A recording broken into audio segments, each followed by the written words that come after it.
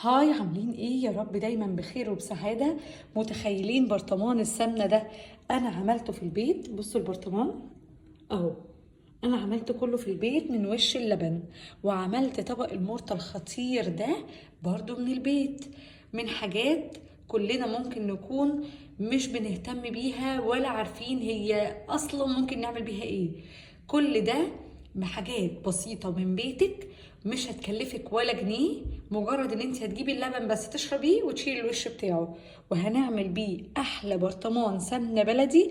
هتوفري بيه اكتر من 500 او 600 جنيه، واضمن واصح من بتاع بره.